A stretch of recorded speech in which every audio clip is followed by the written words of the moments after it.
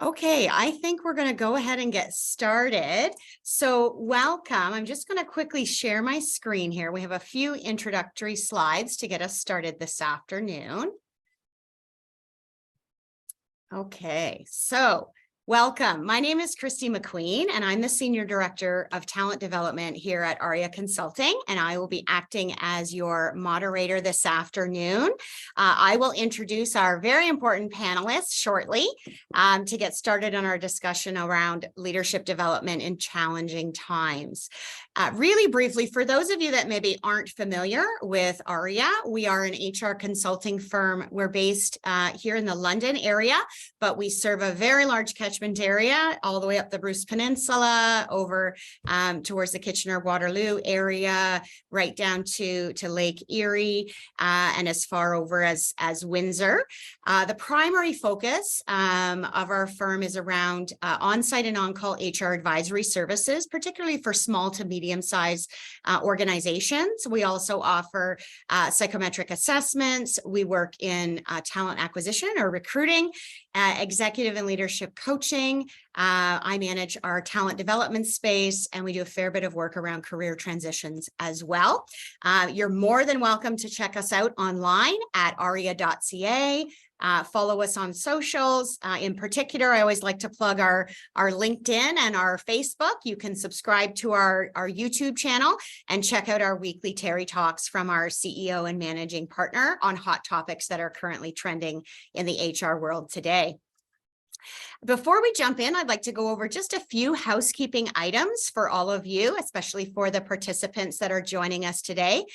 This session is recorded, and we will be providing everyone who registered for the session a link to that recording 2 days after we're finished today.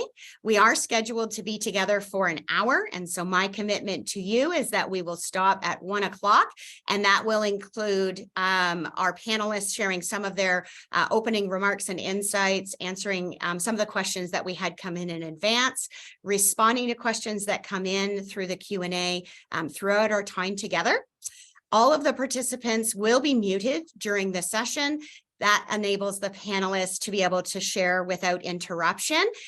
We do have the ability to unmute. So if you happen to ask a question and we need a little more information, we'll just ask you to unmute yourselves and we can enable that in the moment. For any questions that you do want our panelists to respond to, I would ask that you submit them in the Q&A section at the bottom of your screen. And any technical issues that you may be having, perhaps you're having difficulty hearing us or we're cutting in and out, you can feel free to type those into the chat function. And Caitlin from our Ahria team is here with us today and is going to help to monitor and manage any of the questions that come in and support for those technical issues. So today we're going to be discussing leadership development in these challenging times. And I can't express how much we want to hear from you, the participants. So please do take the time to give us, a thumbs up if one of our panelists shares something that's really insightful or really resonates for you. Ask some questions through the Q&A so that we can make sure we're talking about what's really relevant for you related to this topic. And we absolutely recognize the value and all of the experience that our participants online with us today bring with you to the session. So feel free to add examples of what you've seen work well or success stories that you want to showcase that may help some of the other participants that are logged in with us today. We've seen some really important trends over the last couple of years, leading through the pandemic, how responsive and nimble and adaptable organizations and their leaders, as well as their frontline workforces, needed to be in these turbulent times. And leadership development in the context of some of these real challenges, the increases in working from home, leaders who are managing teams, many of whom they've never met in person, changing workforce demographics, the economic volatility that we currently find ourselves a part of, and the impact that has on organizations' budgets and spending and where they're able to direct some of their discretionary dollars related to staff development and leadership development in particular. on all of that in the context of record low unemployment rates and talent shortages are really impacting how teams are working together to problem solve and engage across organizations. That whole paradigm has really shifted and continues to shift. We have a real untapped area. Looking at, what does leadership development look like, particularly at that middle layer of leadership, and how are we supporting those leaders during this really complex time, many of whom have never experienced working and leading in an environment like we find ourselves in right now. So how are we supporting that middle management, those managers and supervisors, program coordinators that are compressed between, driving engagement and managing performance, right? Everybody's in this space of, I don't want to push people too far. I don't want them to quit. We can't afford to have anybody quit, but we still need to help people grow and develop and, increase engagement levels of our teams and still do a great job of managing performance so that we're able to achieve our organizational objectives and goals, and also, that our staff are feeling motivated, engaged around the work that they're doing. It's also important to think about how we make sure we're upskilling, reskilling and right skilling the growth and development, particularly of those middle level leaders.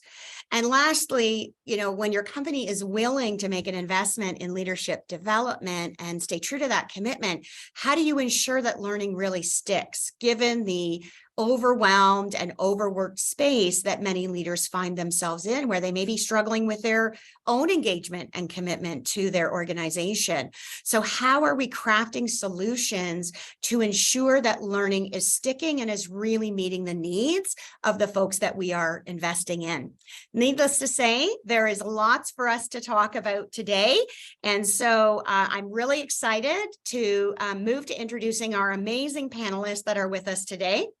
We really wanted to bring you some diverse perspectives. And so we've tried to identify some amazing leaders in the HR space that represent, companies of different sizes across different industries, different parts of the province.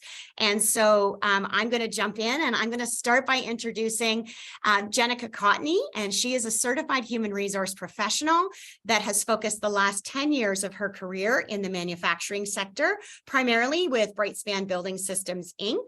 And in her role there as human resource and administrative leader, she oversees the full spectrum of human resource functions for Britespan. What's amazing is that in the 8 years that Jennica has been there, the organization has experienced a phenomenal amount of growth. Their employee headcount has grown by 230%.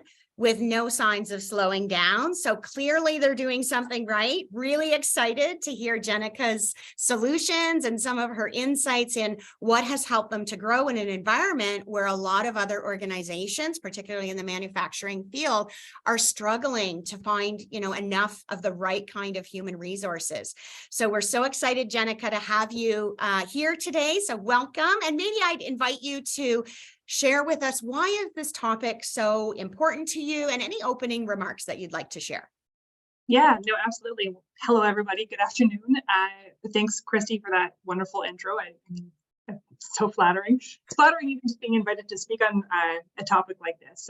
And when Kristy had asked a few weeks ago, well, actually before Christmas, but I've had a few weeks of soak time as to why this topic is so important to me. And when I was first asked, I thought, I don't know that I could speak on this topic and be so value add, but apparently this is a bit of a loaded conversation. So I apologize if I'm a smidge long-winded, but it's really, I guess, hit home to me as to why this is so important. So why is investing in leadership and being surrounded by a dedicated, passionate, well-equipped leadership team important to me? First, on a personal level, I grew up witnessing a role model of mine very negatively impacted by a leader that they had, changing their career from something that they absolutely loved doing every day to experiencing quiet firing, and shifted their career towards something that they dreaded going to work every day. My first manufacturing job, I unfortunately had the experience of locking out a machine that was unsafe just to turn around and see that my leader had cut off the lock and directed somebody else to run that machine.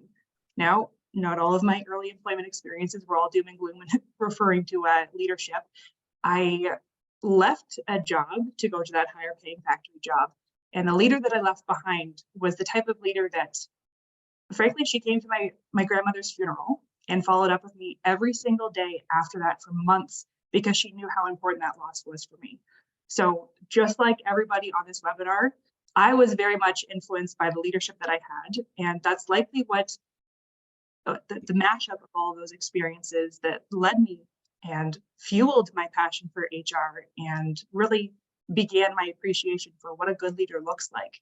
So that kind of shifts into where I am today. And frankly, it's always been important to me as not only an HR professional, but also in helping shape the culture that I'm experiencing.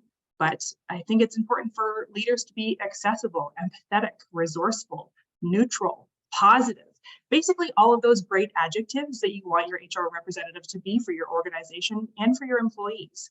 However, my ability as HR to be all of those things for our employees has drastically changed over my 8 years here at Britespan.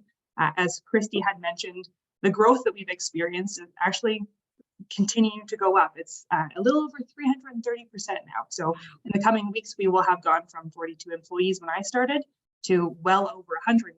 So it just keeps going up. But tack on an international employee base, 4 plant expansions in that time, on top of all of the lovely things that Kristy mentioned earlier, just the change in the landscape of employment. So in order for, I guess, on one hand, our employees to love the culture that they spend so much time in and continue to receive that level of HR support that I just described, and for our organizations to receive the level of engagement and retention that we require, that historical default of HR driving the initiatives towards employee feedback, employee retention, employee reviews, that coaching and development plan, all of that must shift to being a leader's responsibility as a whole, not just, being housed in that HR department. So we need leaders to be equipped to do or have the tools to support their teams and own their team engagement and own the development of that culture. I, for years, have had 2 quotes hanging in my office that, depending on what's happening in my life or different conversations that come up, they've kind of resonated to me in different ways. So first quote that I want to share with you is from Steve Jobs. And it says that it doesn't make sense to hire smart people and tell them what to do. We hire smart people so they can tell us what to do. So in terms of how that relates to me in this conversation, it speaks to me in empowerment. So empowering your leaders to provide them with the freedom to lead their team and want to give them those tools and training that they need to be successful in leading that team. And the second quote, I'm sure everybody's heard, but it's definitely supported by stats across North America as the leading reason why people leave organizations, second only to pay. And that's that people don't leave bad jobs, they leave bad leaders. Mm-hmm. So even if your organizational culture is great, bad leader can be disengaging and create a toxic culture. So in order for our employees to lead their successful teams and our employees to feel like they are engaged, coached, mentored, respected, and frankly, just love coming to work, we need leaders to have the tools to be able to create this environment. I just kind of, in summary, I'm very fortunate to be part of an organization that recognized the value in investing in leadership development. We took Ahria's leadership development series last year and actually had them develop 2 custom courses for us that we felt our leaders needed that little extra in. So, props to Ahria for doing such a great job on that. But I still get chills thinking about those aha moments that I saw in that classroom, that I experienced in that classroom. And I absolutely love the impact that it made on me as a leader and how I can better support our culture. But also it gave the leaders the confidence and capabilities to successfully lead their teams. So that's, I guess, in a nutshell, both personally and professionally, is why it's so important to me to see that continuous learning and continuous development of our leaders. That's great, Jennica. Thank you so much. And thank you for the plug for our leadership development series. I had an absolute blast working with the leadership team at Britespan. And, you know, part of my, one of my favorite approaches in that training is that, you know, teaching that reflective practice and taking the time to think about, you know, those experiences we have each day, some that go well, some that don't go so well. And as leaders, learning to learn from ourselves and those, you know, those interactions. And as you were sharing your experiences with that negative role model and the impact that had on you early in your career, that quote, you know, people don't leave bad jobs, they leave bad leaders, popped right into my head. And I love that you have those up in your office. I'm always interested in kind of the quotes that people have that become sort of their touchstone things in their office every day. All right, let's go to our second panelist. So Sandra Grant is a senior level human resource leader with a strong work ethic and a proven ability to translate business requirements into practical HR processes and programs. Sandra is well respected for being a focused, results-driven leader while building strong business relationships through coaching, partnering, and influencing. She's known for being agile and rapidly adjusting to changing situations to really respond to those business needs. We are so excited to have her bring her over 30 years of experience in human resources, both nationally and internationally, in private and public sector, into our discussion today. Sandra studied industrial relations at Queen's University and has had so many amazing accomplishments and designations that she has achieved over the course of her career as a human capital strategist, a strategic HR business partner, a certified human resources leader, and she also has her EQI 2.0 certification, which I'm sure that skill set and that ability to teach other leaders about EQ and all the facets of EQ and the value of that, you know, in a leader, but also in our teams. Sandra's current role is as Vice President of Human Resources for Voyago across Ontario, and she's responsible for the development and implementation of HR strategies, programs, including leadership and employee development, which ultimately are directed at supporting Voyago's strategic objectives, their mission, vision, and values. Sandra, welcome.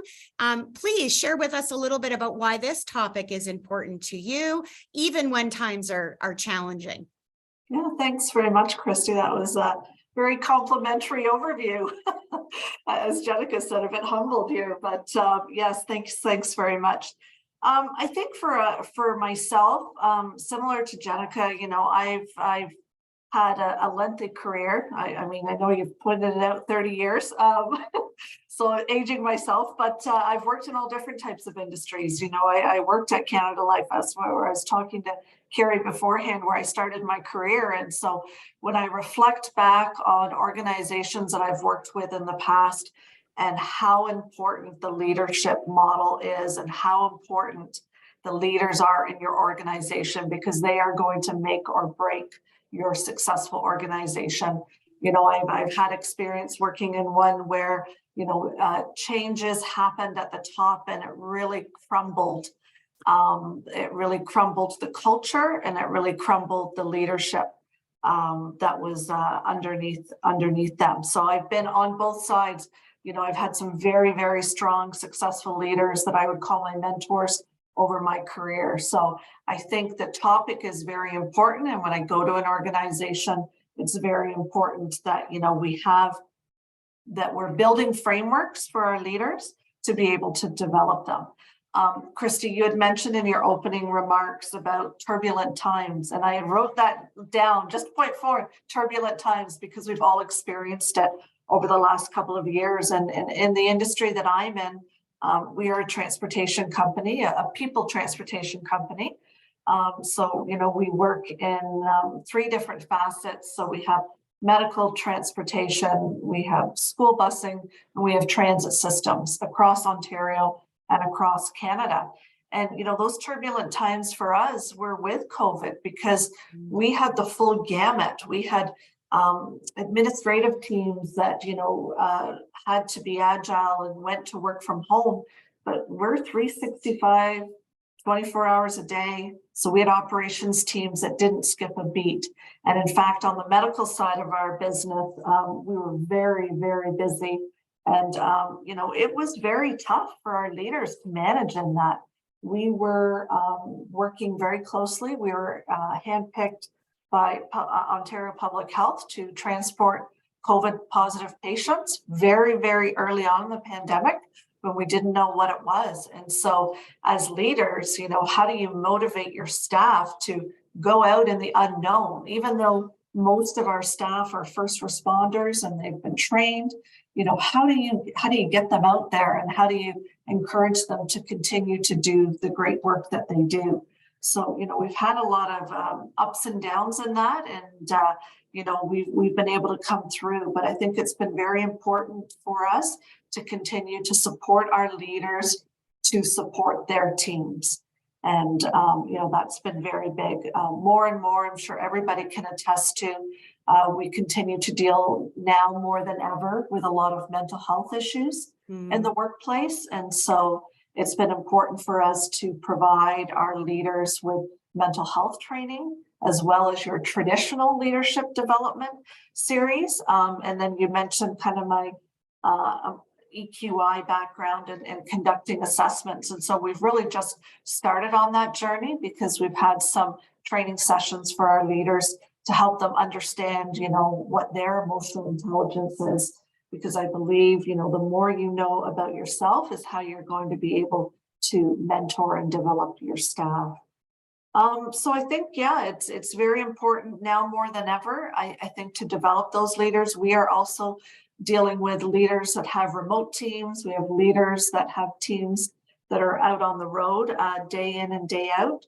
And, for us at our company, we're just embarking on, we've always had significant growth, but we are embarking on a large merger and acquisition journey. And so we've already closed on 2 acquisitions in the last 60 days with some more to come to broaden us across Canada. So, it is important for us to continue to develop those leaders and develop them in-house. I mean, one thing that we all know as HR practitioners that are on the call, recruiting is like nothing I've ever seen in my 30 years.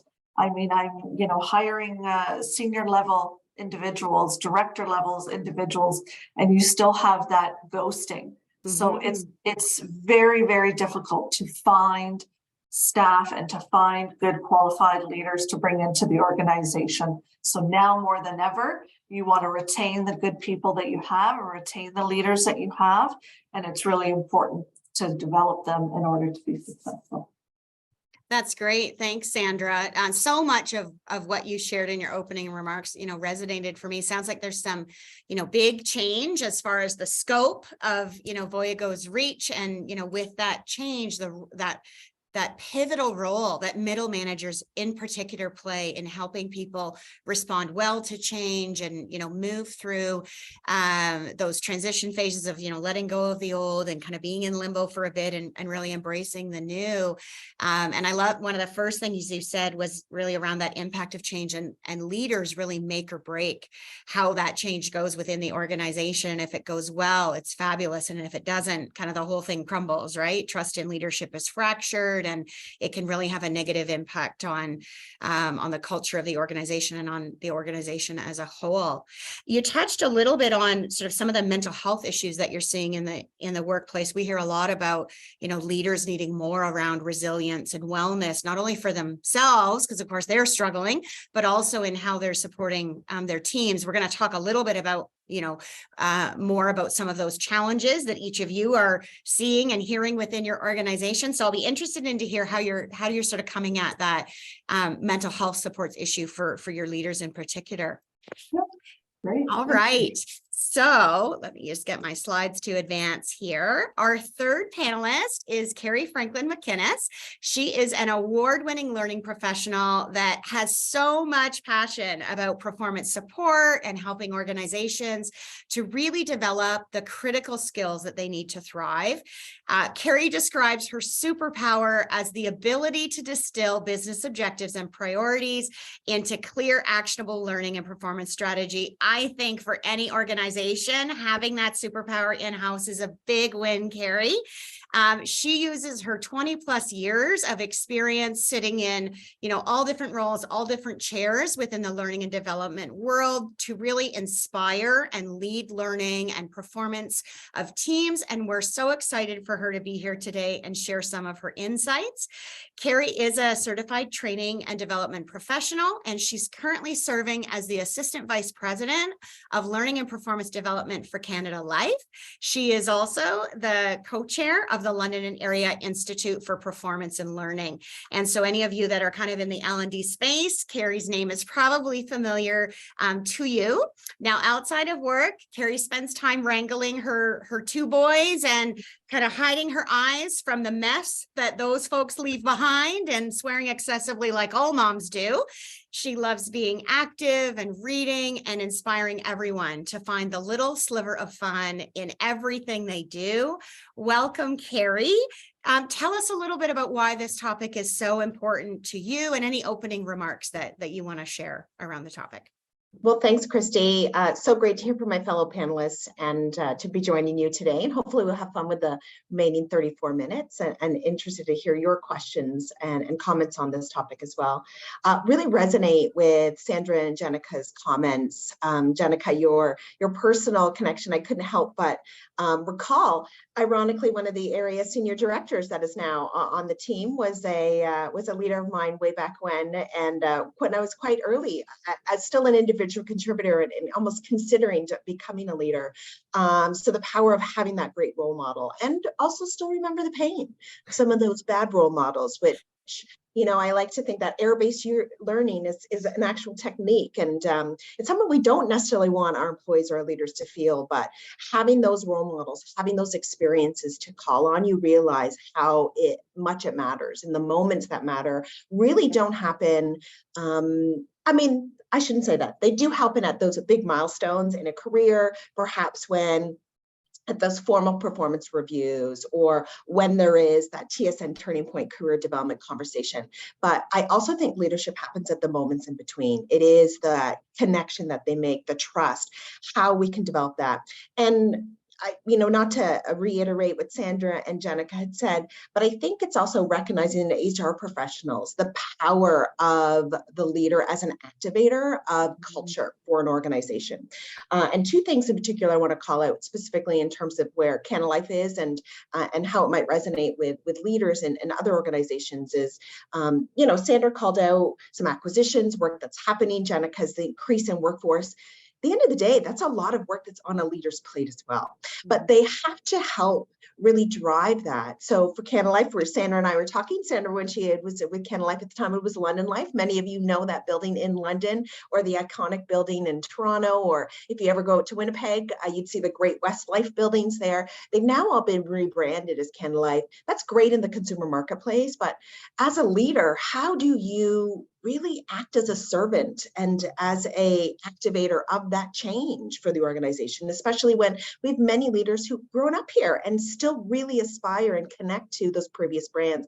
So it's kind of thinking about the leader as that vessel, if you will. And I know it sounds very, pontification here sitting on my pulpit, but that's the reality of our job as HR professionals a lot of the time is how do we weave that in? We can build amazing programs. We can have the best, curriculums in place. We can have great sponsorship, but unless it happens in those moments in between, that's really where the rubber hits the road. And as my peers have called out here, that's also where the employee experience can excel, where they want to connect and hook on with that brand or with that organization and continue their career, or will they start to look elsewhere? So really excited for the conversation and for your questions today.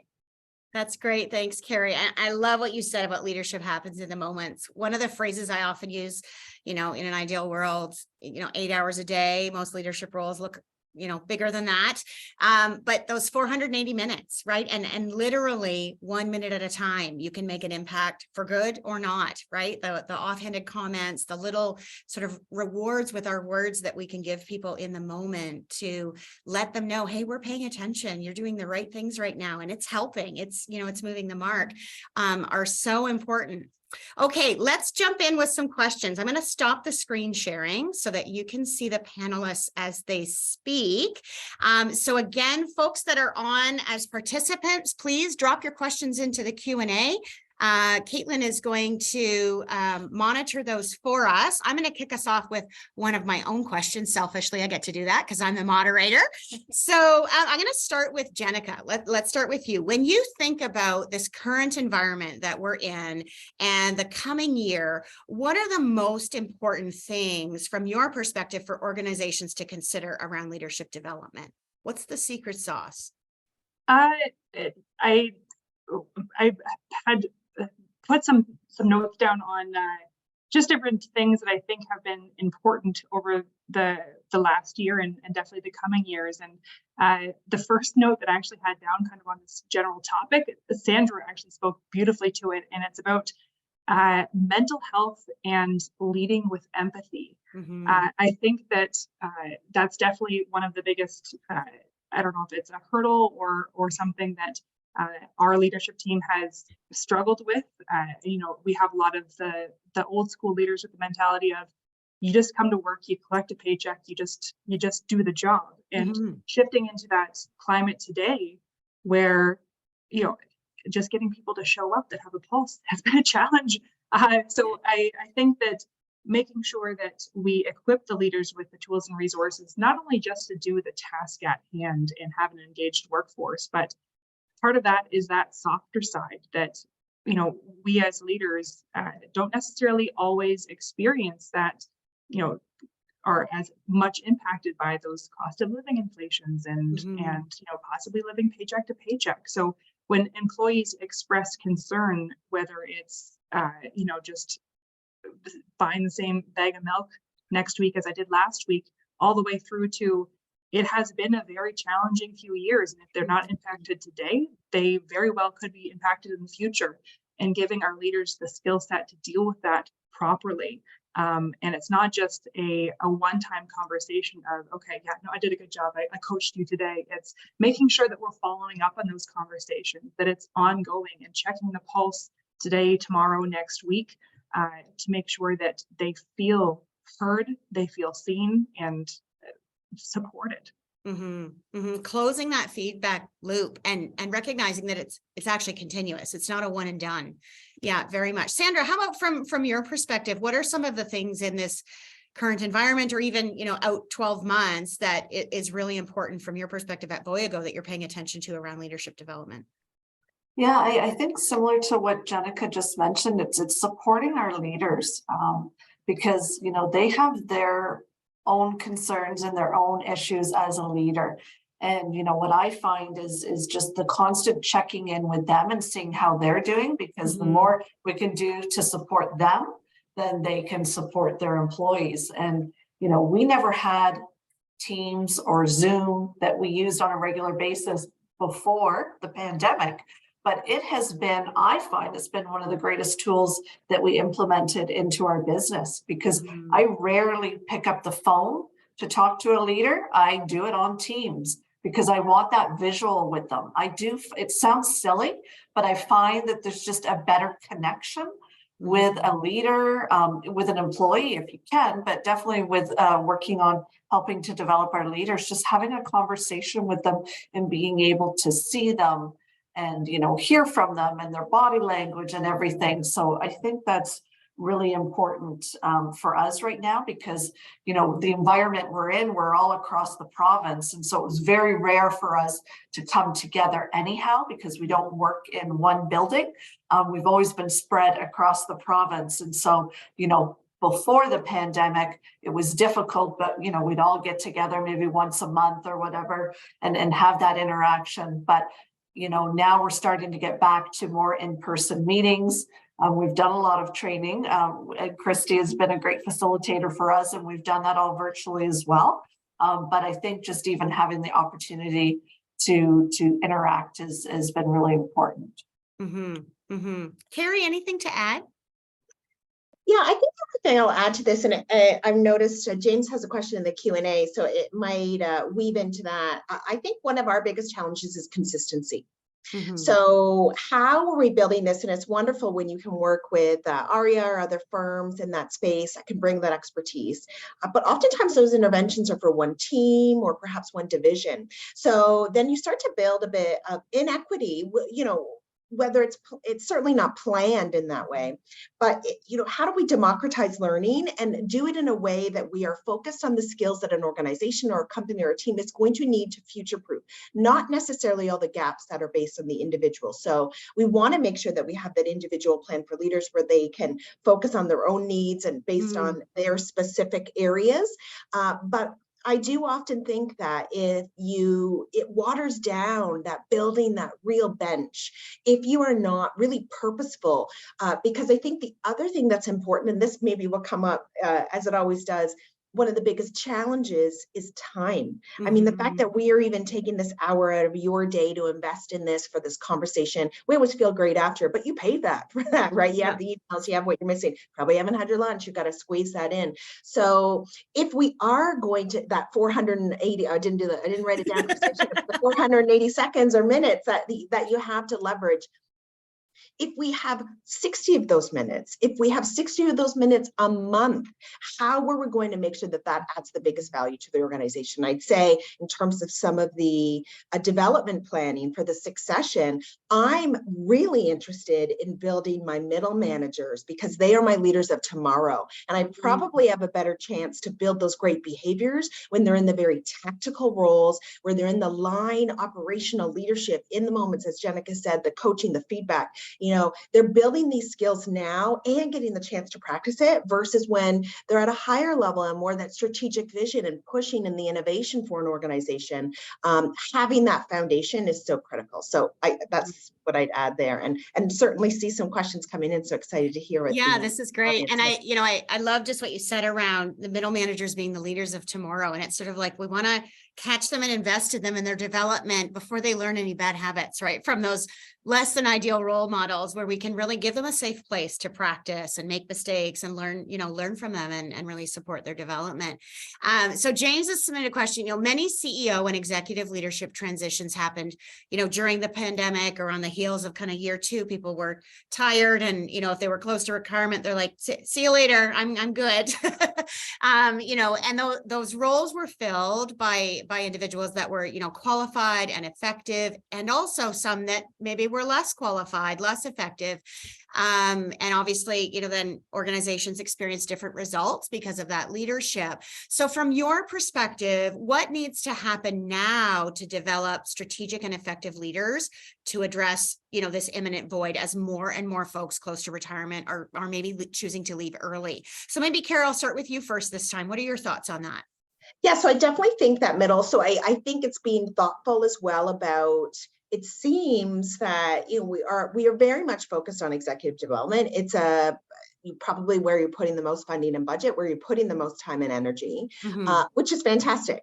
But thinking about that next line and where you're building your pipeline, I think part of the challenges as well, especially if you're a technical leader or in an area with deep subject matter expertise. I mean, there's always that career step where, well, I'm really great at my job as an individual contributor. I guess I'll become a people leader. So in some ways, I actually think taking that step back and really looking at what your pipeline is, how are those career conversations happening before people get into the people leader roles? Because I wouldn't say people are ineffective when they move into an executive. They're probably not so great people leaders at any level. So again, without that strong basis, you can't move the business. You can't grow the business if you're not able to just run the team effectively. So that would be one area. And then the other area that I would challenge all of us to think, and James, I know you may not fall in this category, but as you can see on screen, you have 4 white women that are, typical, I think, as well in the HR space and in terms of the advisor running this. So how are we encouraging our leaders and our executives and the leaders of tomorrow to take inclusion as that verb, making sure that they are pulling the perspectives? And that needs to happen in the tangible everyday moments, as well as in that larger strategic priorities of a business line. I mean, that's a whole nother another webinar, that business case for D&I. I don't think we even need to have that. But I think that's the other element, that our leaders in 3 to 5 years, that has to be a default for them. It doesn't have to be something that they should be going to a course and should be building those, but the bias, the micro inequities that come in, if they are not well versed on how to manage that, how to identify that, and more importantly, how to see what is happening in their own leadership line teams and make sure that they are course correcting accordingly. That should not be, you know, it would be great if HR functions didn't need a D&I space in the next 3 to 5 years, but I think that is something critical that, again, as an activator, our leaders really need to have that skill set as part of their DNA. You know, I love that you brought that up. I just had a lengthy conversation yesterday, you know, in that DEI space, and you know, an organization that we're working with was looking for sensitivity training for managers, and I actually said, I haven't heard that phrase in such a long time, because much of the conversation has shifted to that focus on inclusion and diversity being an output of truly being an inclusive environment. And that inclusion has to be rooted in skills, in leaders, and in the culture of the organization to really create that psychological safety, right? You hear leaders say, well, you know, my team's not adding their full value, or my people just say yes when I say something, they don't question me. And not necessarily understanding that if people first don't feel like they belong, they're never going to get to the level to feel like it's safe to challenge you, to add their own, you know, thoughts and opinions. And yeah, that's definitely like a content for a whole nother webinar just around that concept of inclusion in the workplace. Jennica, Sandra, anything that you want to add around, you know, that imminent void that may be coming in the leadership space subsequent to all the turnover at the leadership level following the pandemic? Yeah, Sandra, if you don't mind, I butt in. One, everybody needs to buy this book and read this book. It's I read it on my vacation just this past January, and I think it's phenomenal. So well done, Terry. But I did write down a few things just as we're rolling through this conversation. But I listened to a podcast called Bringing the Human Back to HR, and this I think it was this past week. They were talking a lot about the constantly changing landscape of HR and our employment, and having a clear understanding of where you are going in your organization will help you kind of with that succession planning a little bit. But I guess kind of echoing what Carey was talking about in one of, I feel like I'm just promoting Ahria nonstop here, but Terry did a Terry talk about 3 months ago, I think, on quiet hiring. So understanding what people are interested in. So like we do an internal job posting for every position. If nothing else, it's to understand where people want to go in their career. So if it's, they could be a welder today, but do they eventually want to be the CEO? Unless you actually check the pulse every once in a while, how are you ever to know? So from there, you can kind of transition into that, you know, quiet hiring, slowly developing people. And one thing that we have done just last year, before we did our leadership development training, was we looked at some of our leaders and wanted to understand how to get them to that next level. And I forget exactly what it's called, but it's like the psychometric assessments or something. Psychometric assessments, yeah. Yeah, but even for myself, understanding where my strengths are, but even more importantly, where my areas for improvement are through an assessment like that, and using whether it's your own executive team today or an outside coach, possibly through Ahria, again, not purposely trying to promote you guys, but I obviously helped our organization a fair bit, but having somebody to coach you, like you can understand the business through and through, but unless you focus on those areas that maybe you lack confidence, maybe you don't understand how to have a constructive conversation with an employee, unless you have coaching or some mentorship on some of those things, those are the soft skills that you can learn anything, but practice kind of makes perfect with some of those things. And I think Carey mentioned that in her opening remarks around that importance of, you know, leaders really only get to grow and develop when they know themselves first. And so sometimes, you know, that there is a role for psychometric assessments to play in surfacing some of those blind spots. You know, most folks are pretty familiar with their natural talents and strengths, but we're not always so great as humans at being aware of and focusing, you know, time and effort on addressing our deficiencies. Sandra, we actually had a question come in specifically for you. So you mentioned in your opening remarks some of the mental health concerns for staff and leaders. And so folks are interested to know what has been happening at Voyago Transdev around helping leaders cope with that extra stress of their own mental health, of their employees' mental health. And, what are you doing internally to start to address some of that from a development perspective? Yeah, I mean, I think where we've really leveraged and we have the advantage, if any of you have a EAP or an EFAP program, we have really partnered with them and helped them take the lead on this for us. We've offered a number of workshops for our leaders managing mental health in the workplace. And we've had some great success and some great feedback from our leaders on that. But we've also offered some employee sessions as well about dealing with mental health in the workplace. So as a coworker to coworker, like how do you support each other in an organization when you know somebody's struggling? And again, that really all came to light with the pandemic and the real importance for us to pay attention to that. So yeah, I mean, I can't take credit for that myself. I really, looked to see where the expertise was and definitely leveraged our, EAP program. We continue to promote it. For any of you that have one in place, they are a great resource. Again, it's finding time to dig into it and to look at the articles and share the articles. So, I have somebody on my team that specifically goes in there and kind of scrapes some of those articles and shares them with our employees, because you can't expect that employees are going to go home and go, oh, I'm going to look on the EAP site and see if there's any, good learning. So we kind of pick a topic of the month, whether it's resilience or, even some of the other services you offer, dealing with mental health or dealing with, different issues in the workplace, and really pick a topic of the month and share some articles that are written by the professionals through the EAP program, just to kind of help support our employees with that.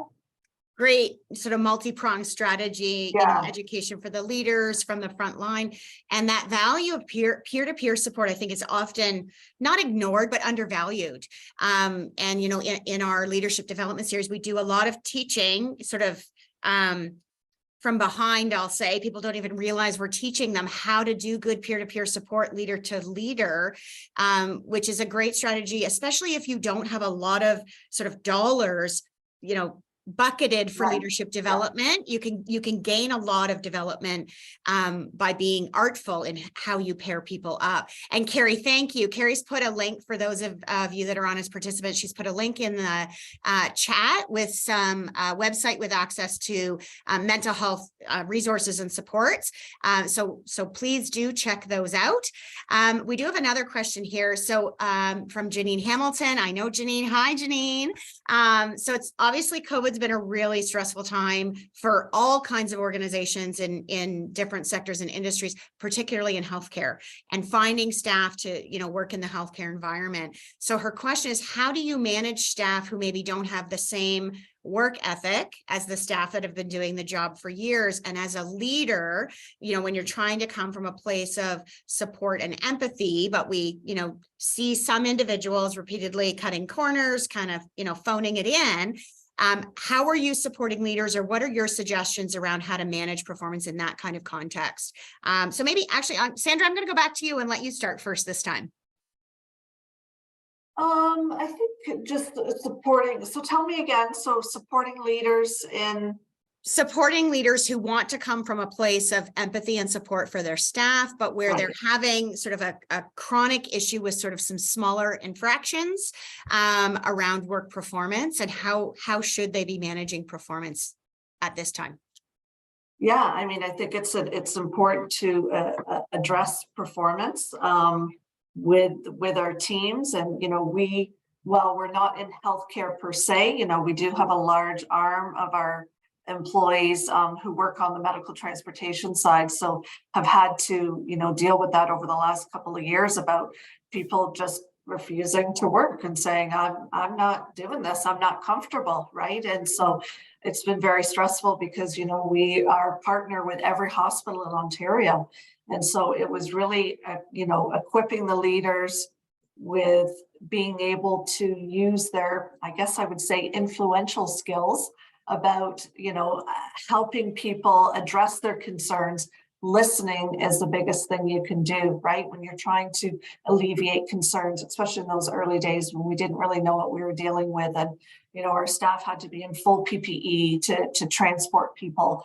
And, it's easy for a leader to say that who's, in an office behind a desk, to say, okay, you go out and go visit the hospitals. And so again, it's trying to take care of our leaders as well as trying to take care of the employees who are actually on the front lines and who are, dealing with this on a day-to-day basis. And, we had to put in, obviously we had to put in some compensation initiatives for staff that were dealing with that, and rightly so. They deserve every single penny of that, but also making sure they have that extra support. And, there would be times where we would have to work short because people were petrified, were scared, they needed that mental health break, and we had to support them in that.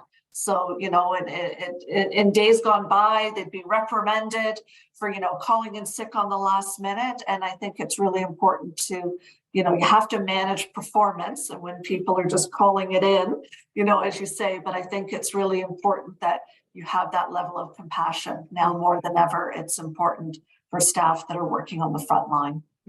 We have to remember people are like our employees, they're humans first, right? Yeah. And as leaders, we're humans first. So that human to human compassion and empathy is such an important part of being an effective leader. And sorry, Carey, I think I cut you off there. Go ahead. No, that's okay. I'm just so excited on this one. But I think that this is where it's really hard, especially as a leader, because it is a beautiful tension between how do you distill that authenticity and build that psychological safety where you have this, this warm hug and it feels so great.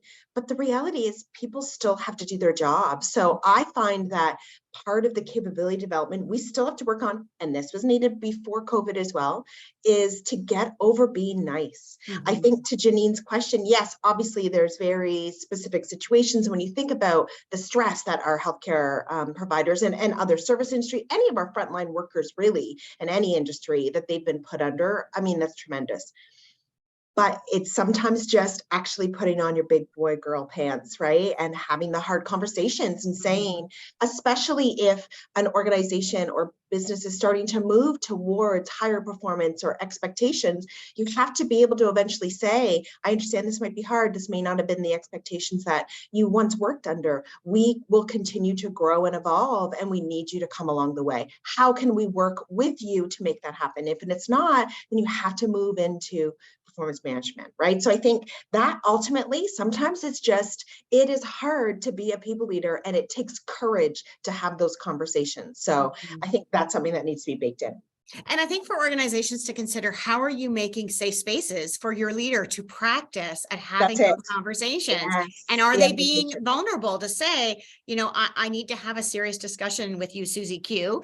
And I'm practicing. So I might not say all the perfect things, but we're gonna have this conversation together and learn from it.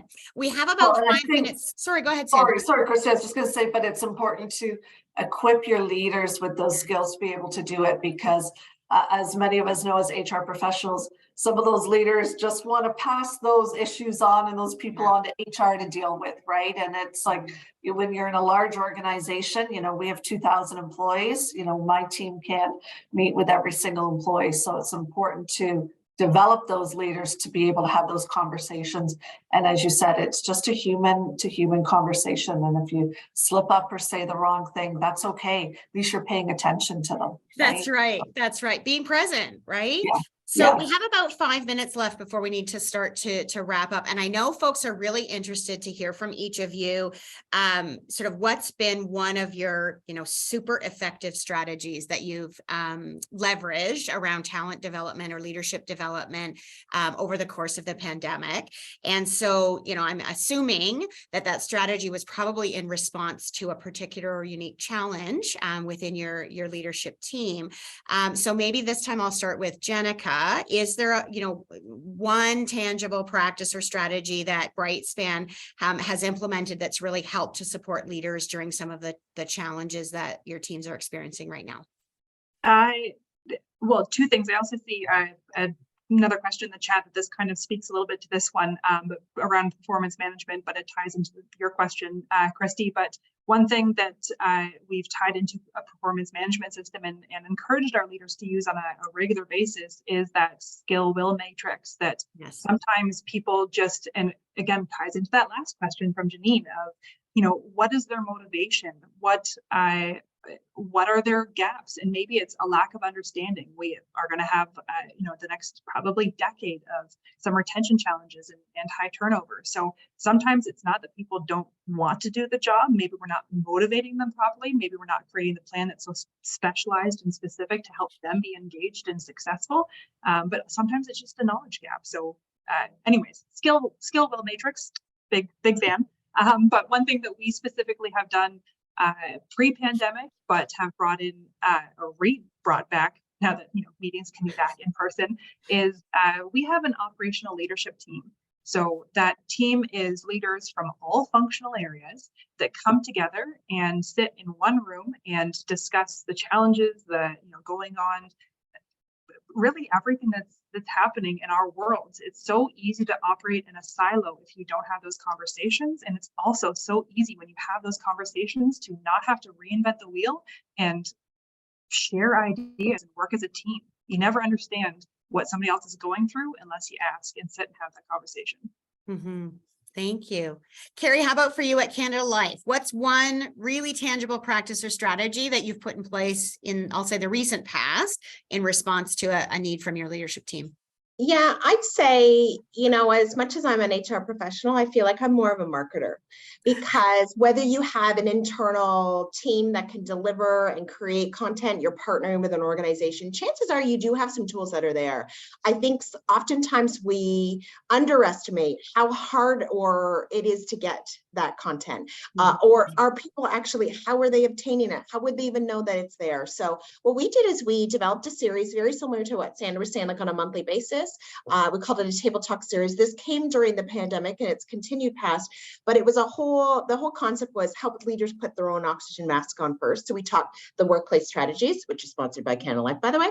We had one of the guest speakers there talking about burnout, but the whole point of it was structured as purposely 45 minutes, nice and short, with the extra 15 minutes. So as soon as the session was done, leaders would receive a resource sheet with here's immediate actions you can take and the top 3 to 5 resources. We partner with Skillsoft for our content. It's amazing. One of the things I say always is, there's hundreds and thousands of titles on there. There's also hundreds and thousands of titles. So curating, I think, is a really good activity that you can do, and then finding ways to market it in every possibility, not just through your corporate communications, but embedded into the work, into the team meetings, into any brief, even into signatures where you can, to highlight and align it to the gaps that you're seeing, I think is a really great place to start, especially if you don't have money for additional investment. That's great. What an awesome suggestion. And one that's actually really fairly easy to implement. Thanks, Carey.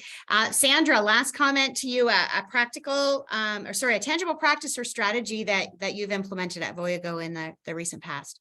Yeah, I think, Carey talked about it earlier about, senior leaders and succession planning and focusing on your executive team. And we've certainly done that. We're taking it down another level to that middle management and the supervisor level and kind of building succession plans there. But we had always kind of had our succession plan out there about, who's going to be kind of the next director or VP. And what we've recently discovered is as our company is growing and we're national and we're actually global, because Transdev, our parent company, is a global company, and asking people, do they, want to move internationally? Do they want to move within the province? Do they want to move within Canada? My kind of aha moment in the summer is, we've got some people earmarked, and then, we did a little bit of a survey and found out that I have no interest in moving to BC or moving somewhere else. And so it sounds kind of silly, but what I've started to do is I'm doing kind of those stay interviews with all levels of leadership So anybody that is a supervisor and above, I'm traveling across the province, having one-on-one meetings with them, really understanding, what keeps them here, what keeps them engaged, where do they want to go? Because it's no good building a succession plan and then find out they have no interest in it, right? So just really getting to know our leaders a bit better now, because we have brought on a number of new leaders since the pandemic, haven't been able to travel. So just kind of getting out there and doing that, that one-on-one discussion with every leader, and that will help us develop them and also build your succession plan for your organization. Getting curious is such a simple strategy for leaders at all levels of the organization. When in doubt, ask a great question and learn something about the people you're trying to connect with. So that's all the questions that we have time for today. A huge thank you, Jennica, Carey, Sandra, for being here today and being so engaged and insightful. I really appreciate you carving time out of your busy schedules to share your thoughts and insights with us. And thank you to everyone who was able to join the webinar today. We'll get the link to the recording out to you in the next 2 days. And I'll put a plug in. Stay tuned for information on Disrupt HR London, which Ahria will be hosting this fall on the evening of September the 20th. If you've never been to a Disrupt HR function, it's an amazing information exchange designed to energize, inform, and really empower people in the HR field and in the leadership world. The format is a bit like speed dating. It's kind of a cool format. You get access to 14 speakers. They each speak for about 5 minutes, giving you, a bite-sized piece of learning that's easily digestible. It's really dynamic and engaging. I hope you'll be able to join us on September the 20th. Follow us on social media to get the latest details, as we finalize our speakers and open up for registration. Thanks again, Carey, Sandra, and Jennica. I hope you all have a wonderful week, and stay resilient. Stay resilient. Invest in yourselves and your own, health and well-being, so that you can be there for those that you're responsible for supporting. Thanks again, everyone. Bye for now. Thanks, Kristy. Bye, everybody. Bye-bye. Bye.